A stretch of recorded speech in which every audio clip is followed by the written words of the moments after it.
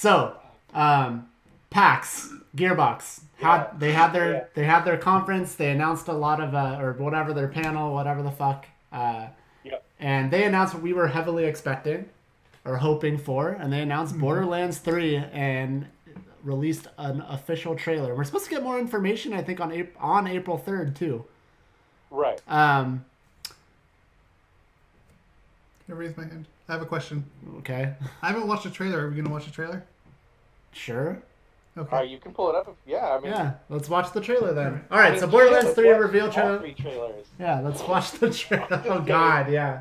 No, they're all real short, but the Borderlands 3 one is probably the longest one. We could watch that. All right, let's watch. But I want to talk about the other Borderlands. Oh, we will for sure. But we'll hit the heavy hitter first. Oh, of course.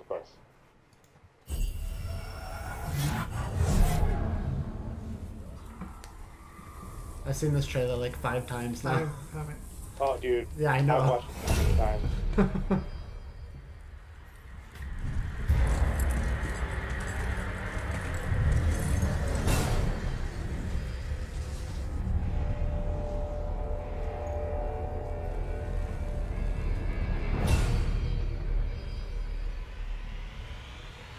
Again, this is weird because you guys are ahead of me probably by about 10 seconds.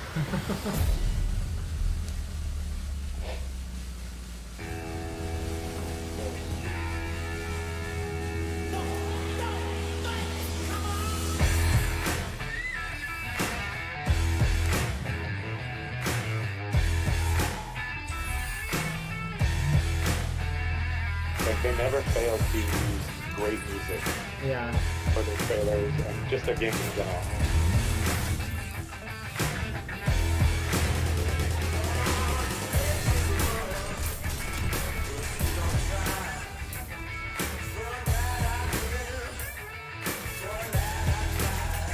Some of the trailers have really crappy in this trailer.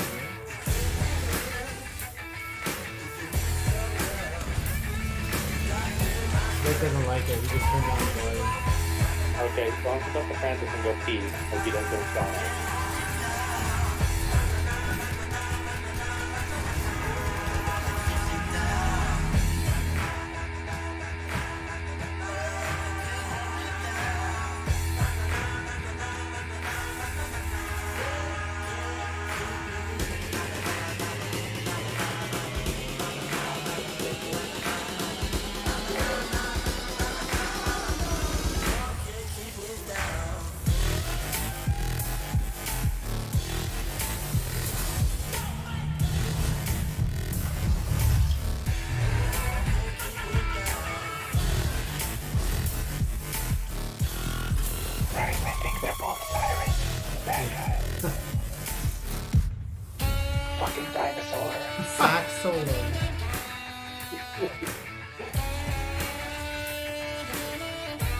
They should have cut to the sax solo and Caribbean theme. That would have been great.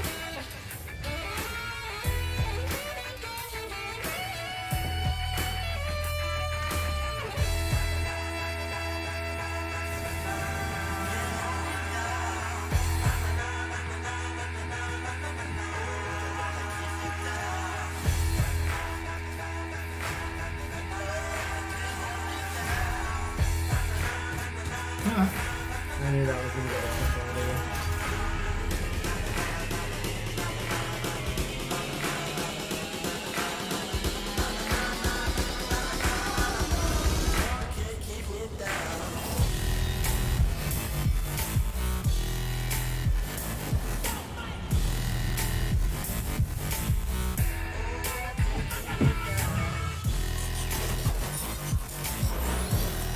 Like, I don't understand what about... maybe I can sort of understand, Rick, what about the first game didn't grab you? It definitely was very... I won't say bland, but it was definitely like proof of concept. Like a lot of games early in the PS3 360 generation. Like, it's proof of concept. It's like, check this out. We could do more if we can get a second game. And they did. And that second game's fucking amazing. But, like, just the mechanics and the world, and even the characters for as... see, I hate to use words like stale and generic, but they definitely did come across as plain, the characters, except for TK. in the first game. Like, yeah. 2 is definitely what grabbed see me. that. Yeah. But we also played a buttload of 1 together. Yeah, no, Bryce. we did. You're right, but I mean, I could see someone if they only like dabbled in 1 and didn't touch 2. Yeah. I can for sure. understand. What do you think of that trailer, Rick? It looks cool. I like the animation or the art style. Looks like it's funny too. Yeah, the game itself just has so much. The Borderland games just have so much character and so much personality, and you really can, like, dive into that world. And a lot of games I feel like don't do that. I mean, they do, but I mean, they're few and far between. And this game really does that. So I can see you getting into it, but I mean, you know, I'm not going to pressure you. It looks great. It looks cool and everything, but like I don't know. It just doesn't. It doesn't call me. There's just something about it that doesn't call me. I don't know what to say. So weird that you love Destiny so much. I know, Yeah. right? You can't get into Borderlands because this is like the prototype for all these fucking games like The Division and Destiny and I see all that. the other fucking loot shooter games. And the only thing that this game is, or that this franchise was lacking that those have, is the quote unquote connected world and that bullshit games as a service tag, which you don't need. If you make a good game out of the gate, it doesn't need to be a live service game. And Gearbox has made 3 exceptional Borderlands games already with 1, 2, and the pre-sequel. Pre-sequel, obviously, it was a different studio that was under their umbrella that made it, but it was super fun, and I had a lot of fun with that game and the classes that they added later on. Yeah, and I don't know. Go ahead, Bryce. I don't want to say something like I don't want this, maybe that's controversial or whatever, but like for me, and I don't mean it as a knock, but it like Destiny just seems so, like, if you go from Borderlands to Destiny, it just seems so bland. I mean, For a second, it sounded like you said Breastiny. oh no, Destiny would be an interesting game to play. Yeah, You know, like those are the guns, the boobs, or whatever. you never know what was on the other side of that mountain. Yeah, You have to go and figure it out. exactly. But yeah, like, and it's not a knock because I know people like Destiny just fine, but there's just something that's just more alive about the Borderlands world. Yeah. It does surprise me, Rick. I mean, when it comes down to it, if it's something you feel like you want to give a shot, then go for it, you know, but if not, like, that's fine. I mean, I totally get it. But Mike and I are excited. Oh, dude, this is day 1 purchase for me. I don't ever really pre-order games, but this is going to be pre-ordered if there is some kind of special edition. I'll probably, oh my god, don't use that picture. I just saw that you put that up. You totally made me lose my train of thought. Yeah, if there's some kind of collector's edition, if it's not too extravagant, like, I know they did like a $200 Borderlands 2 thing that came with like a loot chest from the game, but it had redemption codes for items within the game in it also. This might be a game that I buy a collector's edition of, because I really, really dig this franchise. There's only a couple of franchises that I get behind in a big way like this, and Borderlands is one. Hot Shots Golf is one. Criterion-based driving games that don't exist anymore was another one. But yeah, man, like, this is one of those, like, top 5 franchises for me. Yeah. And all the stuff they announced around this game, so we really don't know much about this game yet, other than, it's coming. Right. And that's kind of it. And the trailer looks awesome. Like, we'll see what else they say on April 3rd, but yeah, we don't know a whole lot. But what we do know, Bryce, is that on April 3rd, Borderlands Game of the Year Edition, which is hilarious because it's a 10-year-old game, is coming out for $40. I did some digging. It's a $40. Did I tell you $40 or $30? I felt like you said 30. 30. It's a $30 game. I looked on the website and dug into the store, like, let me check out and see what it says. And I think it's at $29.99, which I think is super a fair price, considering all the quality of life changes they've upgraded and put in there. You can like, before you could just change the color of your character's outfits. They have full-on skins like they did in Borderlands 2 and in the pre-sequel now. They're implementing the shift program, so there'll be golden keys, so there'll be a shift box somewhere, and probably Firestone. God, like your hub. I just remember those days of you sending shift codes to me, like, on the day, like every day, because you follow them on Twitter or whatever, and just punching all those things in, man. That's going to be in Borderlands 1. They changed the final boss fight around because it was very uninteresting. Did you end up beating the first game, Bryce? I don't think I don't think so. Okay, I went through 2 runs of that game solo, and that final boss was just you hid behind a rock, and you hopefully had a high-powered sniper rifle at that time at the end game, and you would just pop shots into it as it opened up to fire at you. But you were behind a rock, so you would never get hit, and it was just like this long, shitty, arduous battle that just was not fun to do. Mm-hmm. Maybe I did. And they said do that with you though. That sounds like, or I just remember you talking about it. Yeah. I don't know. So they claim they made changes to that as well as other balancing things like I said, the quality of life stuff where with inventory and things like that, which is great. I hope they just add the inventory system from 2 to 1 where you can mark stuff as junk and then sell it all at once. Yeah. Because they took that out of the pre-sequel, which I thought was stupid. Yeah, I remember that. That was weird. Yeah. So that's coming out on the 3rd, and I'm totally going to buy that. The only thing that's shitty is I'm only going to have a day to play it, because then I'm leaving out of town for 4 days. So I'll probably be playing that a buttload on Wednesday. The Handsome Collection on PS4 and Xbox One is getting a free update if you already own it to support ultra high res 4K, as they put it in the trailer. Yeah. I love when they do shit like that, when they just like, let's just make this sound even dumber than it already sounds. But yeah, man, I already own the Handsome Collection, and that's going to be awesome. I can't necessarily take advantage of the 4K stuff. I don't have a 4K TV, but hopefully they did some work around the UI and around the character models as well, and not just up-resed it again. Because I know they did that for the original Borderlands. They said we didn't just output it in 4K. Like, we redid art assets. We've redone they've remastered that game, which is why it took so long for it to come out. But yeah, and then even Borderlands 2 VR, man, they're bringing all the DLC from Borderlands 2 into Borderlands 2 VR if you have that. And I don't have that, but that's fucking awesome, man. I don't know they were doing that. That'd be crazy to play in VR. Yeah. I think that was in Ben's bundle, yeah, right? Yeah, it is. Yeah. I know he's only been playing Beat Saber, but I cannot even imagine what that would like. That would be so trippy to play Borderlands 2 in VR. Yeah, I definitely would. I would love to give it a shot, though. Yeah.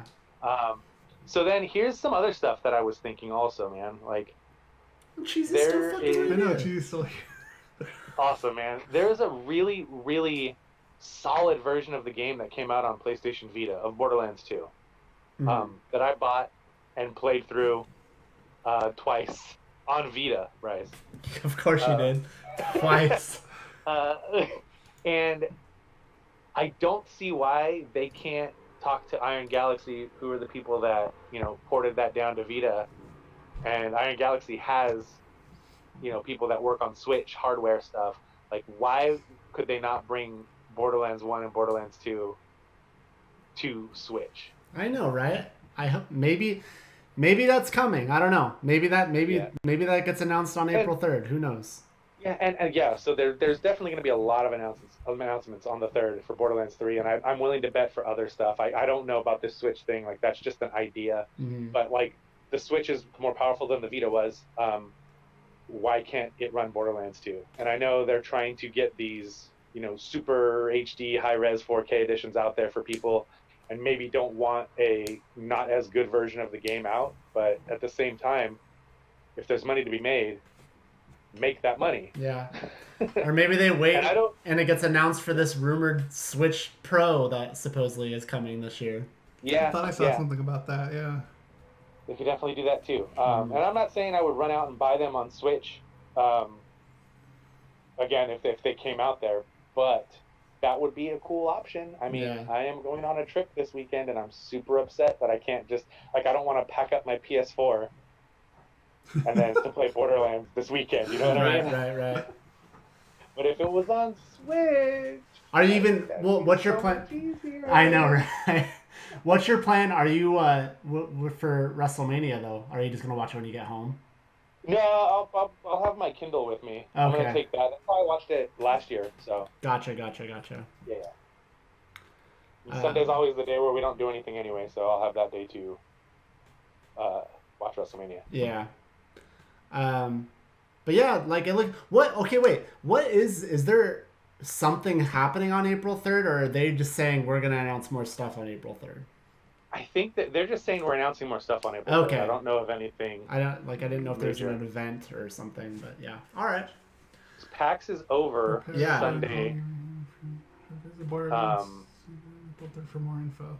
Yeah, it says But right yeah, there. it just says stay tuned to April 3rd. Mhm. So maybe their Twitter or Facebook. They have a Twitch channel, which is where I watched their press conference thing from PAX.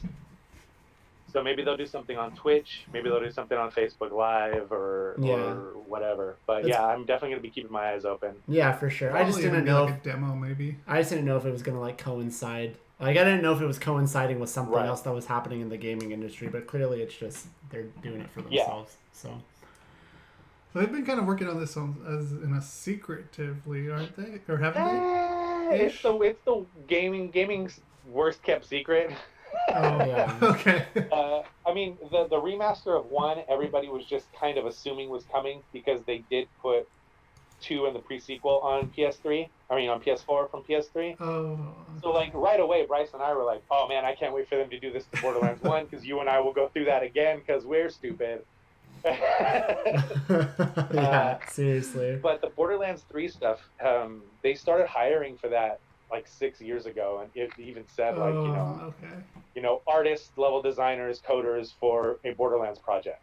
Now they've come out with other Borderlands projects since those hirings happened, but Randy Pitchford said himself on stage, like, we've been working on this game for 5 years, and we hope like there was this great thing beforehand where he was out there and he was like, everybody has all these, they've jumped all these conclusions of like Borderlands gonna be a battle royale, and the crowd just started fucking booing. Oh, and he goes, battle royales are fun, but that's not what we do, and everybody lost their shit. But yeah, let's talk about what Borderlands 3 could be, Bryce. Let's start like pie in the sky shit. Okay. So there's usually a hub. Like Firestone was in 1, Sanctuary was in 2. There was a city in the pre-sequel who I've only played that game 3 times and not 8 like the other games, so I don't remember the name of that city. But there was always like a hub city you went back to. Would you be opposed to that being like a shared world? If it just stayed, if it was only in that area, I guess I would say no. I wouldn't be opposed to that. Like, so here's why I think that would be kind of cool. Like, you could trade weapons with people there. You could squad up in this hub to go into the other mission areas with people, rather than, if you don't have friends to play with, rather than just random matchmaking, you go to the hub and meet up with people there instead of just then it doesn't feel as random. You know what I mean? Yeah. It's kind of like the tower in Destiny, Rick. When you meet up and squad up with people at the tower, it doesn't feel as random as just hitting like random matchmake button. Oh. It feels like you have a little bit more power. You know what I mean? Right. Does that make sense? So it's almost kind of like Destiny as far as like the random people around. Well, that's not No, that's what we're talking about. Yeah. Could it be that? Oh, could it be that way? Okay. I don't want it that way. Like when I go to whatever planet, when I leave the hub world and go to this next mission area, I don't want to see other people running around. I want that to be my instance. I want that to be my game, unless you're in my party already.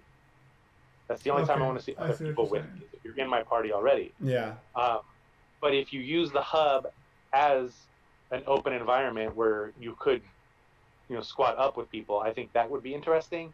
Or where you could trade weapons with people, since there's so many randomized weapons and everything is always a little bit different. Even if it's like, oh, this has a slightly higher fire rate or a slightly bigger clip capacity.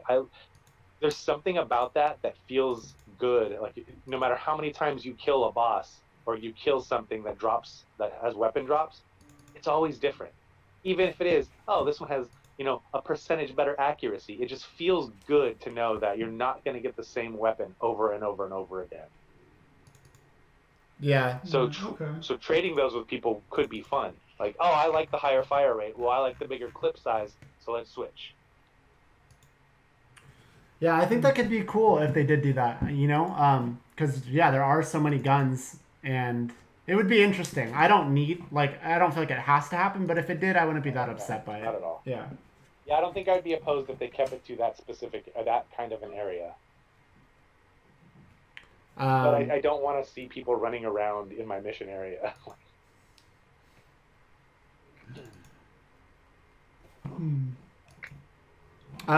Any more thoughts on Borderlands 3, Mike? I hope that like the DLC characters from 2 are there, because I got super attached to Gage. It seems like there's a mech type character in the core 4 anyway. Gage was the one that had the robot that she could spawn and it would fight alongside of you. Their class was Mechromancer. It was a DLC character added later. I really, really grew fond of that character because she always reminded me of like a grown-up Tiny Tina who's grown up in this video game, which I think is great.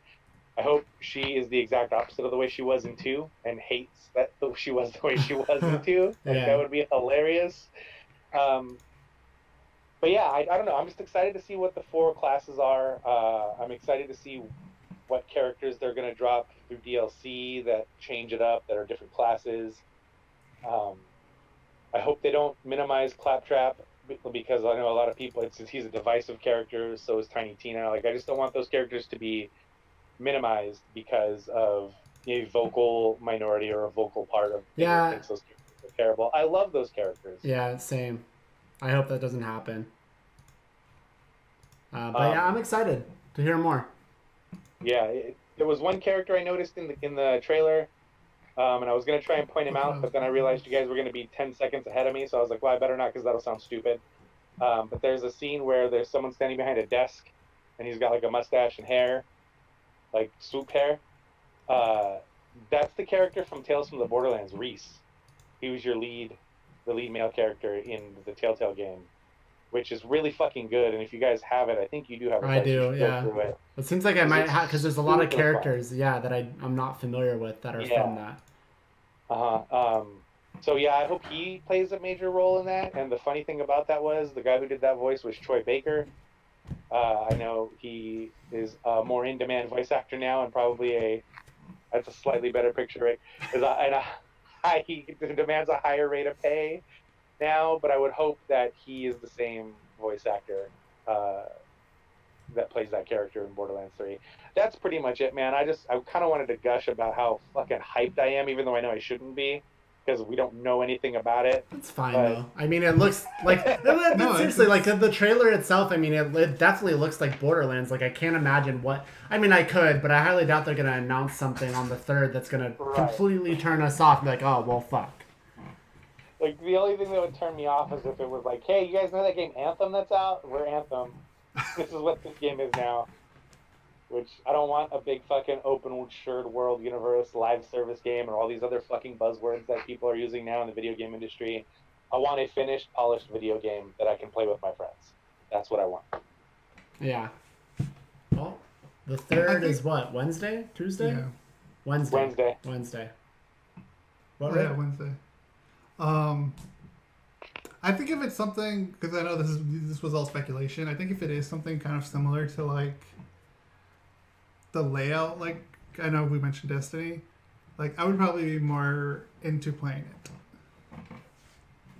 Kind of open. So what about that? What about that intrigues you? Do you just like seeing the other players that are playing the game at the same time? Randomly just out there playing. Like that's the best part about Destiny for me is like I can randomly meet someone and like we're both on the same page when we're doing a strike or not a strike, but like a anything around, whatever, like I'm getting like teamed up on by all these different, Fallen or something, and like other people come in and can join you, I like that You aspect. I feel like the can end. do that with your actual friends. Yeah. Yeah, exactly. If they play Destiny with me. Well, but I mean, but what Mike's saying is, what Mike is saying though is you could literally have that same feeling, but with people you actually know in Borderlands. But I think the NPCs are written so well in Borderlands that like Yeah. it feels like that. Like those characters feel alive. They have a personality. Yeah. They tell a story. Again, I'm not trying to sway you one way or the other, but I have Right. I do feel like let's say like if I got it and I loaned it to you or something, Right. you know, like I feel like you could get into it. But, you know, if not, then you don't. So All right, Bryce. So this I is do have going to to- be a question that let's have this conversation now. There's so many changes to the original Borderlands. Is that eligible for Game of the Year? no. I'm Borderlands? saying no. I'm saying no. Okay, what if you play Handsome Collection? This will be the first time you played Handsome Collection. Is that eligible? Well, Well, like if I I, mean, played 'cause- the Borderlands. I mean, like we did say that though, right? Because I mean, Yeah, we did. yeah. Okay, Because if it's all my right, how about first this? time, if it's a first time, then that's different. If Borderlands 3 comes out this year, is there a possibility that our top 3 games could be all Borderlands games? I mean, I guess it really depends on if I buy it. Yeah. But I mean, if you I mean, guys I've buy played- it, it's pretty much obvious it's going to be. yeah. The I game mean, you and I have both played Borderlands 1, so that's ineligible for that to be on a top list for us. To me, Even though it's new. so different, we but- let Pokemon in. Which Pokemon? Let's go. Yeah, I know, but I mean that's still. I know you guys say it's heavily derived from I'm something, reaching, but that's I'm reaching. okay. Hey, Like, I want to be able to say my top 3 is Borderlands, Borderlands 2. that's Well, actually, top 4 would be Borderlands, Borderlands 2. No, it's not Borderlands allowed. 3 and the pre-sequel. God damn it! I'm not allowing it. Well, you know what? We'll table that. We'll have this discussion Yeah, later. we'll table it. Okay, do you want to stay on for video game stuff, Mike? I mean, there's like a couple more things, I guess, that we could talk about. I want to share, unless you have to go. Sure. No, I don't. I'm okay right now. Were you just showing this to me? I was just showing it to you. Oh, you Yeah. have nothing to say. No, I'm still working on it. We're talking about the PlayStation Mini. Did you play Classic. it as is at all? No, not yet, because I've been trying to. You didn't even want to just try it as is No, because it's first? in PAL. I don't want to Dude, play it it's in not PAL. fucking worth it. All right, It's not worth all it. right, Unless all it's right. NTSF, then I'll play it. You can change that. Just plug a keyboard into it. Oh, that I didn't know. Yeah, But that's how you anyways, get to I've, the I've, boost I've menu. actually already hacked it with the software. I'm hacking it right now, okay. though. I heard if you press the open button and then press the power button 3 times and reset, it completely fucking fucks up all the work you just did. I put the software it needed in there. I just got to get games for it now. So Okay. that I'll talk about, I guess, once I have games for it. Okay. So I mean, just make sure you use the games you already own and you rip the ROMs to your computer and you do it 100% legally. Oh yeah, okay, I still Rick? have all my PlayStation games. Okay. All right. Just making sure. That's why I have a storage bin. Mike, we talked about this at the top of the show, which because I don't know why Rick kind of saw it as being tech too, which I guess, but I mean I already kind of know. But did you want to chime I saw in that. at all about Google Stadia? Okay, I got conflicting opinions about Google Stadia, man. Oh, you do? Because I know you were excited I am- at first. Well, I mean, I'm excited, and I'm still excited. Like, part of me wants to completely embrace this whole subscription model, if that's what it is, or this whole Yeah. all digital streaming model. The fact that Google has the power to say, don't worry about your shitty service provider. You are interfacing directly with us. Your controller, the thing I really like is that the controller is connected to their servers over Wi-Fi. It's not connecting to a box you have.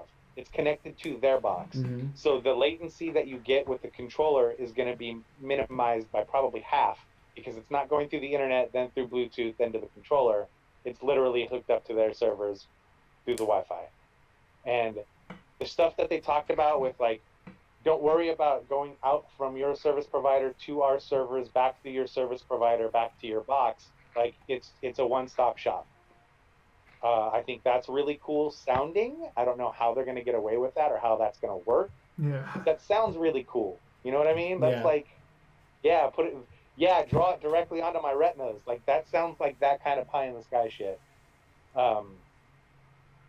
but at the same time, like, we talked about this, maybe a month and a half ago, where I talked about going all digital and not feeling like I own anything anymore, and I don't own it, and ownership is slowly falling away in every medium. I have a lot of books digitally. I don't feel like I own them.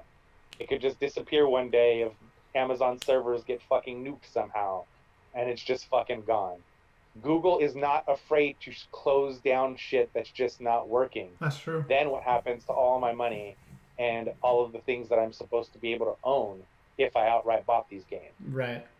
Well, I mean, I'm going to take the stance on this that I always do, and that I just want to reserve comment until they unleash more details, before we even say what it's going to be. And I'm not saying you're getting ahead of it. I understand. No. I understand those concerns. I mean, I do. I'm talking about very real concerns. Like, Google shut down Google Inbox, which is a very popular app people were using, but they folded some of that stuff into Gmail client. They did. Not enough for people. Inbox is gone. I'm so mad.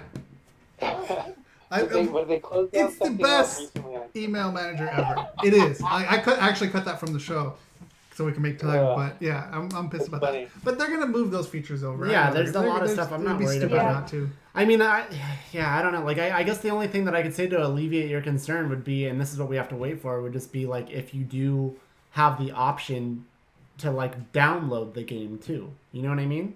Right. Yeah. But I don't know how that works. I don't know how how that works. I don't know. But like, I think it was like the week after we had this discussion, Bryce, you were gone, and it was that week that the Wii shop closed. Right. And they were like, you've got 7 days to download all your games or you're fucked. Like, Nintendo as a company, right now specifically, is not hurting at all for revenue. And I understand that it costs money to keep those servers open and keep that stuff up there. But I guarantee you they're making way more money off of Switch and everything else going on that could be basically a business drop in the bucket to keep those servers going. But they've decided, no, gone. So we're talking about a major company that's not in any trouble, just go ahead and choosing to shut down a service that, the Wii sold over 100 million consoles. So a theoretical 100 million people had access to. Now that's completely gone.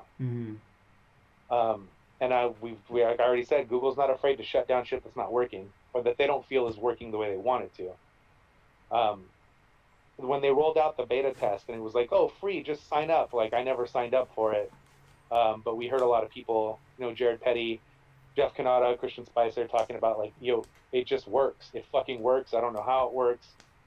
I'm using the same internet I use at home for regular gaming, and these games are running better over the internet than they do from my home console, and I don't fucking get it, but it works.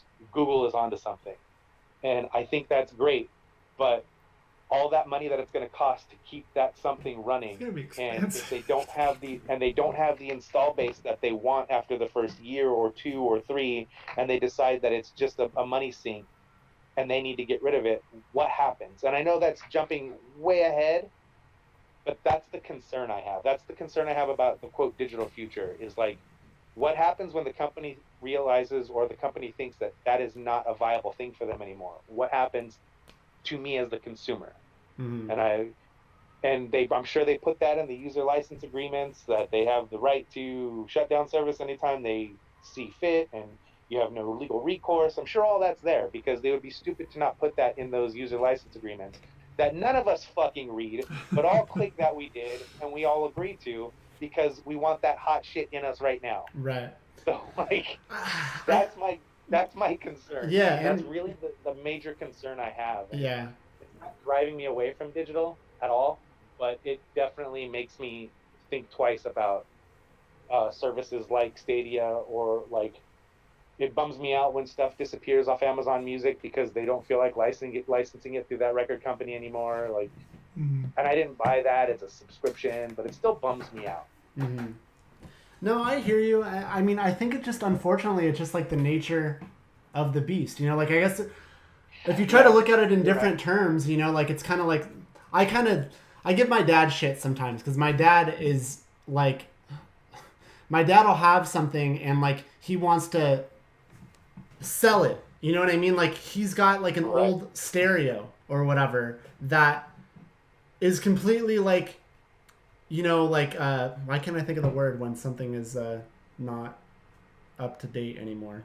Obsolete. Yeah, it's pretty much obsolete, you know. But my dad's like, "Well, I fucking paid $100 for this when I got it." I'm like, "Dad, though, that was in 1980, whatever. You're not gonna get your money for that now." So I guess what I say to you, Mike, is I think sometimes you just have to look at it like that. Well, specifically with like certain things, like you know, it's like, well, maybe let's just say in some hypothetical world that Atari had like an online store or whatever and had these games. It's just like I guess you just have to realize, like, you know, at some point it's like, yeah, well, I got my money's worth out of it. It sucks that it's gone, but I mean, you know what I mean? Does that make sense? No, Like, because I see your totally Me and Mike were actually doing the same exact dance. yeah, like, as I see your side of it too, you know, and like, but then as far as the Stadia stuff, because like I feel like they've probably thought about it. Like that's why I don't want to comment until we like, because we don't even get or understand how this is going to be delivered to us. You know what I mean? It's like. Right. Are we buying games individually? Is it a subscription service? Are they going to have their own store? Like, I'd rather wait to comment. But I'm not saying that makes your concerns irrelevant. It doesn't. But it's just, yeah. As far as the Wii thing goes, like, I mean, I think Nintendo, like, the fuck up that Nintendo made is that they just didn't have an account system from the jump. You know what I mean? Of course. And if they had an account system from the jump, then, you know, that probably isn't an issue. But unfortunately, they did, and that's what happened with that, you know? The same thing is going to happen pretty soon when PS5 or whatever comes out and they no longer support PS3 and all your purchases and trophies from PS3 aren't going to come over because they're going to change the online infrastructure so you can change your fucking name whenever you want. Because the way they did it then, it wasn't a number and then you have a vanity name. It literally tied to what your PlayStation ID was. Right. And that's the problem, and that's what everybody's waiting on. And they had that beta program come out, like I guess in December or November or December, that it was going to be coming out in January for people that signed up for it. And like they're like, hey, some games may not work that were published before this date, and the date was like April 2018, and it's like whoa, wait a minute. Yeah. That was that year. But yeah, this is going to happen in a year or in a few months when they decide to roll out the name change policy permanently. Like.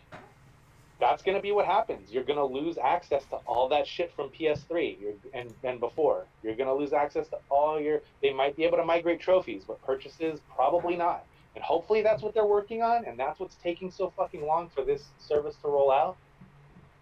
But yeah, like, that's just something we have to deal with, is like saying, well, I guess I got my money's worth out of that thing. Mm-hmm. I can't be too mad. But at the same time, what if I want to go back and play a game that was on PS3 and I can't because my account is now locked down to PS4 and forward and I can't get access to it on PS3. You know what I mean? It's just it's a shitty situation, and yeah, sometimes you just got to suck it up and say, yeah, I got my money's worth out of that. But you shouldn't have to do that. You shouldn't have to settle by saying that. That shouldn't be a thing that we as consumers have to deal with. Well, I think it's difficult when you're talking about things like with games. That's why I give the example of my dad, you know, where it's just that's the best way I could do it. It's like, well, if I bought this blender for $50 in 1986, but that doesn't mean that I can sell it. And you know what I mean?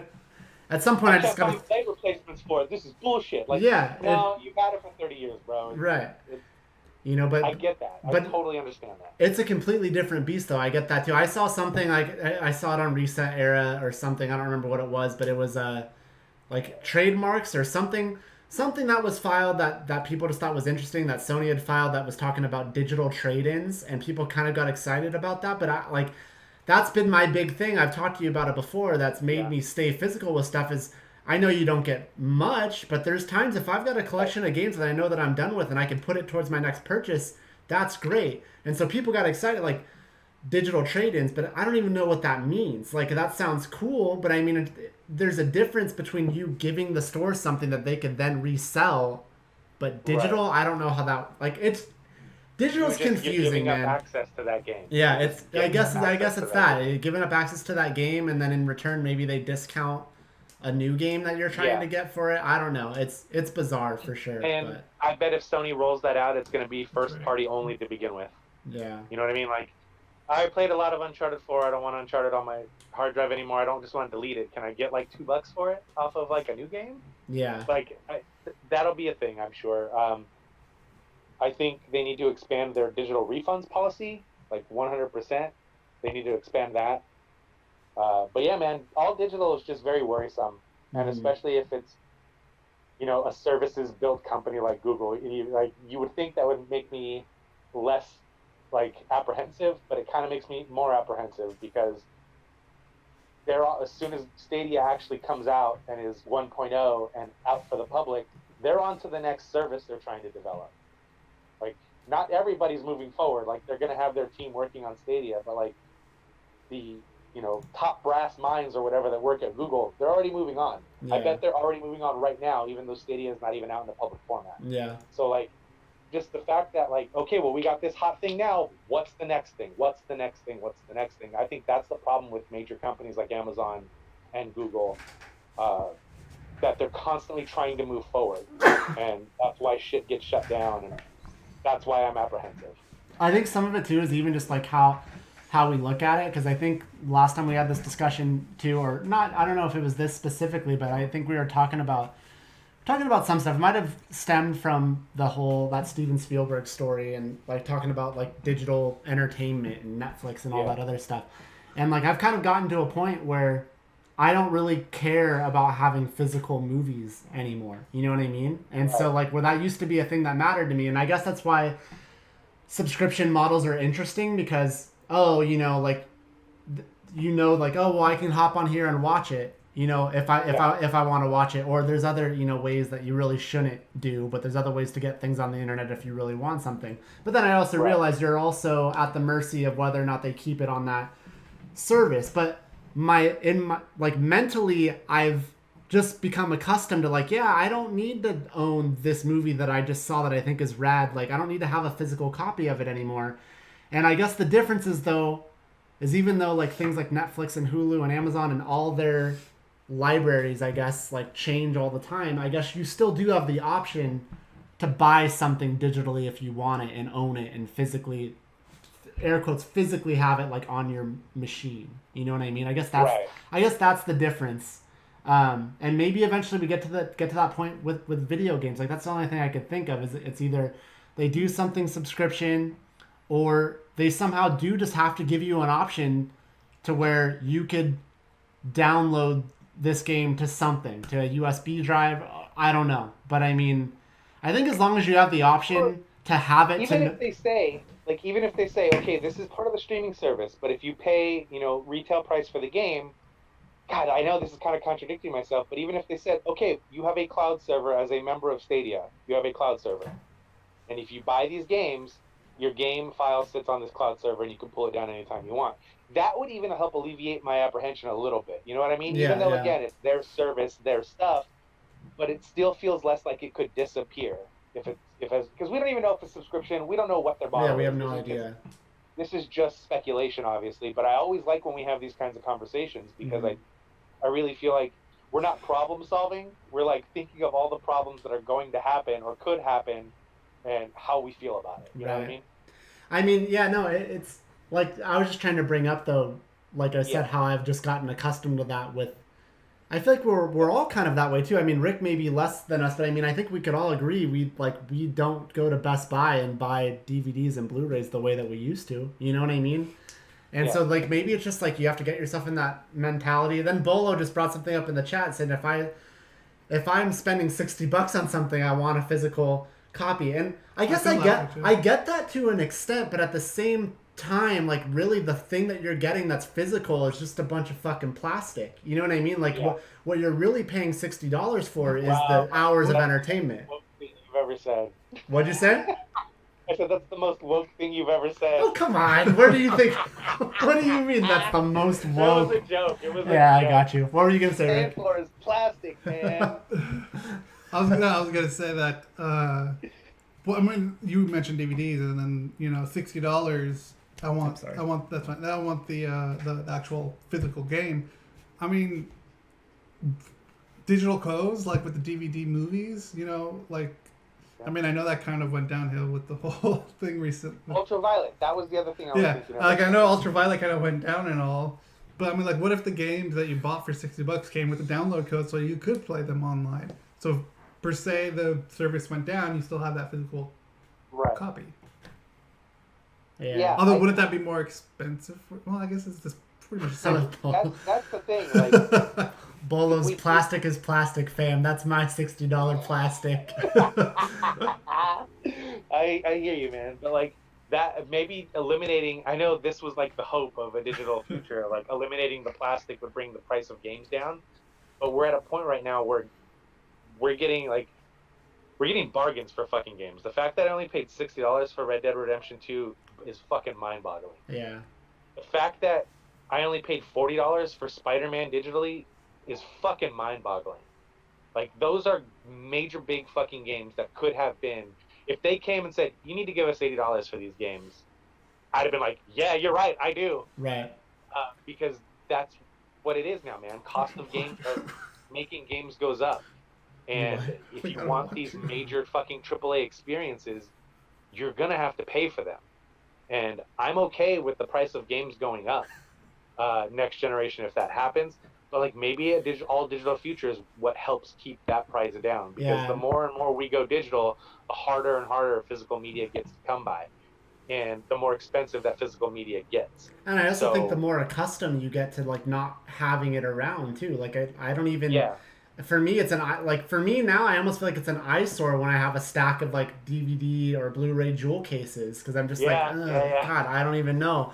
And Bolo's saying, he's saying as a joke, he's like, TV tech is just plastic and wires too. It's like, I get, but what I'm saying, and I know you're fucking with me, but like it's different because like the game is what I'm paying for. I'm not paying $60 for the box that it comes in. Like, I need the TV. Like, I need to put all that money down for the TV. Otherwise, I can't. You know what I mean? Like, yeah. But I get it. I don't know. And it's becoming more and more the norm now, especially on Switch, where you buy a game and it's like, oh, but you need an SD card because you got to go download 13 gigs off the eShop. Yeah. Or with day one patch, like I remember when I bought Doom in 2016 when I got it on sale for like $20 or whatever, I put the game in and then had to download like a 30 gig patch that was bigger than the file on the disc, and I was like, well, what the fuck did I buy then? I literally just bought a piece of plastic that's a DRM check to see if I own this game. That's all I bought. Yeah man, it's crazy. So we're talking digital and like we're talking about all this stuff. I'm going to transition into something. So me talking about this, but it had to do with last week I wasn't feeling well, as you guys know. And I thought I was going to probably just spend a lot of time on the couch. And I'm like, well, I don't feel like going anywhere. And I really kind of want this. So I went ahead and maybe because maybe you've seen my play activity or maybe Ben has told you, but I bought Sekiro, Shadows Die Twice, and I bought it digitally.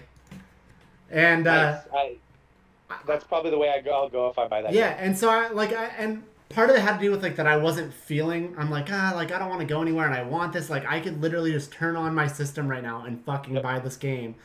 I'm gonna do that. And then my other logic behind it was, I have Bloodborne digitally, so fuck it. Like I'll just get it. And so my transition there was we're talking about digital, and I bought a game digitally. Did you know that I had it, or had Ben told you, or have you seen my activity? No, I hadn't seen. So I wasn't trying to hide it, but I figured I would just talk to you guys about it on the show. But I got Sekiro Shadows Die Twice, and I fucking love it so far. Yeah, it looks so good. It looks so good. It's fucking awesome, and it made me realize like why I've liked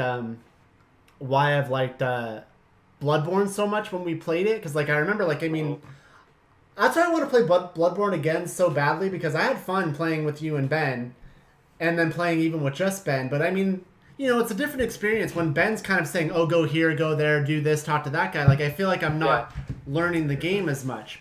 So I would play it occasionally without Ben and without you, Bloodborne, and I realized I'm like, man, I really there's some sort of charm about From Software games, like something about the world, even down to just like the interface that I just really like. And a lot of that came back to me when I started playing Sekiro, where I'm like, okay, I realize this isn't Bloodborne, but I mean, it still has like the guts of the Souls games, which I haven't played, but I know Bloodborne is a lot like them. And man, I'm really liking it. It's really fucking good. I think this is what I liked about Bloodborne 2 is that they're challenging, and it is frustrating. You do get fucking like pissed because I can remember because in Bloodborne, you know, like I'd be playing with Ben or something. Well, with both of you guys, I'd be playing with you guys, and then I would die and I'd lose all my shit, and then Ben would be like, "Oh, well, don't worry about it. It's okay.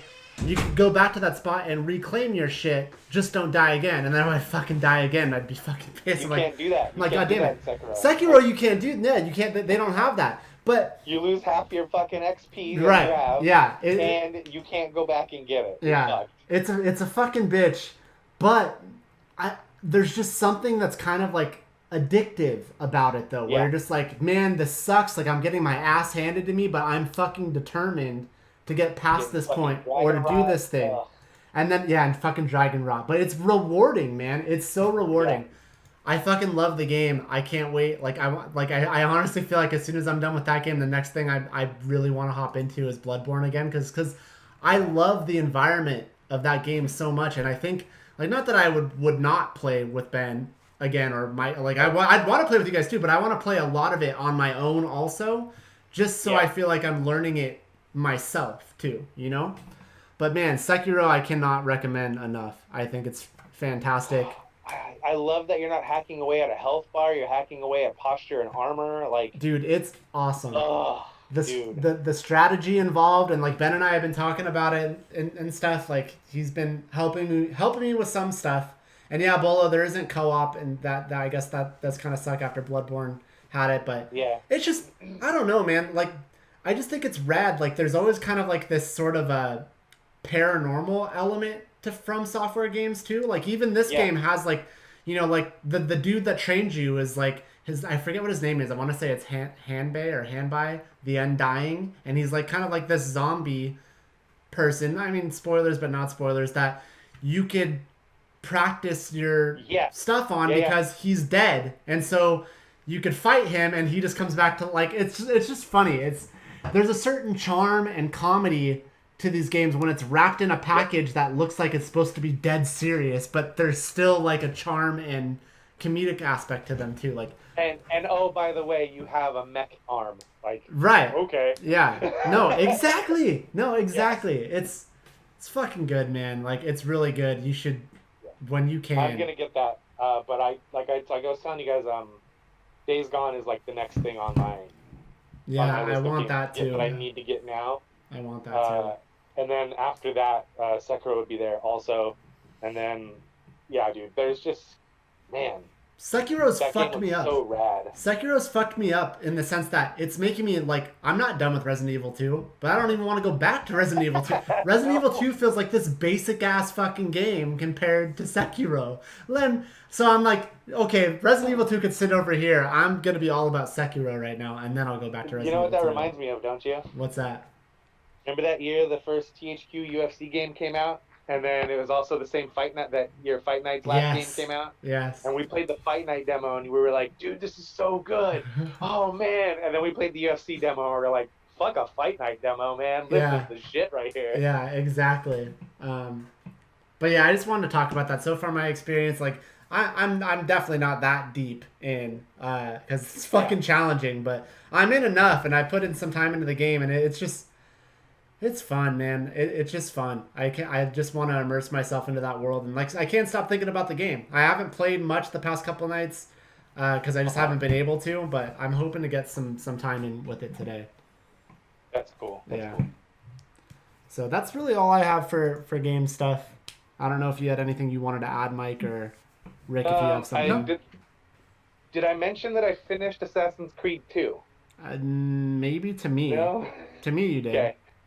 Well, I finished Assassin's Creed 2, at least the main story. I have like 5 trophies left to platinum it, and 2 of them involve collecting of the feathers, because one of them is to collect the feathers, and you get the trophy for that, and then you get a trophy for wearing the cape that your mother makes for you out of the feathers in every city, because it makes your notoriety all the way up, and so you have to wear it in every city.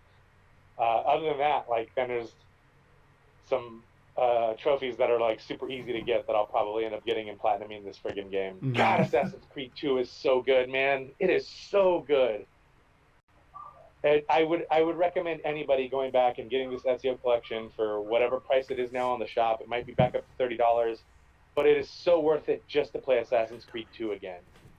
And then when you get to Brotherhood, it just blows 2 out of the water. So like, it's totally worth the price of admission. And man, those games are so good. I forgot how good those games were, but then it made me all mad again because then I went back and I was like, when did Patrice Désilets leave? Oh, right after 2. Yeah, and then the whole shit went down with THQ when they went out of business, and then Ubisoft bought his studio and then fired him and kicked him out of the fucking offices and kept all his shit, and then he ended up getting the rights to his game back, but he's fucking trashed that and is working on something else now, and it's like, oh man, I just wanted my Assassin's Creed 3 that was supposed to be Desmond in fucking modern day. Yeah. Can I please have that now? That's so disappointing. I'm still mad about that. Yeah, dude. You were getting hot about it when I was telling you. Yeah, because like I mean, it was really exciting to see like that maybe they had this big plan in place and watching it all get woven together, and then it just got ripped apart. Yep. Yeah. Other than that, Rick, I've got some bad news for you, dude. My son has gotten to the dark side of the moon all by himself on Mario Odyssey. 250 moons, all by himself, and every time he asks me for help, I'm like, no, you got to do it. You have to do that.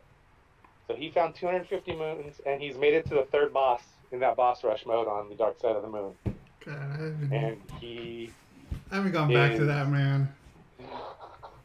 I got through that world that you got stuck in probably 40 minutes, and it cracked me up. That's funny. That's hilarious. Come on, Rick. It's such a good game, man. You're missing out. Like, I don't know. I think it's cool that you're. I think it's cool that you're playing Tomb Raider because I think that's great. But yeah, man, that's a great like game. Breath of the Wild is fucking. You have bangers just sitting here that you like between Odyssey and Breath of the Wild. I've been touching Odyssey. Odyssey. I've been touching Breath of the Wild more than. Yeah, I know, but at this point, it's been like a few weeks since you said that, so I don't know. Watching him play this game again, Bryce, like, I played it a year ago, and I fucking powered through that game in, like, 2 or 3 weeks, and watching him play it, I'm like, man, that game is so good. Yeah, it is good shit. God, that game is good. I want to play it again, so I'm going to have to find a way to get my cartridge back out of his Switch, maybe while he's sleeping. Yeah, that's probably a good call. But yeah, man, he got to the dark side of the moon, and he got through the 3rd boss, so he died on the 3rd boss, which is just about halfway through that boss rush mode, if I'm not mistaken. Yeah. But yeah, he's loving it, man. Cool. And that's it great. makes me happy. Yeah, I think that's really cool. Speaking on that game. But yeah, other than that, I think that's it. Like, I haven't watched the Giant Bomb PAX panel that happened last night, so I don't know if they talked about anything crazy going on with them. Yeah. But yeah, that's pretty much it.